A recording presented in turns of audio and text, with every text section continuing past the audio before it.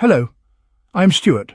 Before we start, we want to share that this video uses AI for graphics and voice, but all the information is manually researched by our team. Here in the video, we will share the details for the Nintendo Switch error code 2124-0100. The error reads, "An error has occurred. Please try again later." As per our research, this error comes when users try to access an online feature. Many users have experienced this during the Switch 2 transfer process. First, check all users on your console. If you find any user without a user icon, then update the icon for that user. To do this, from the Home menu, go to System Settings. Then scroll down and select Users.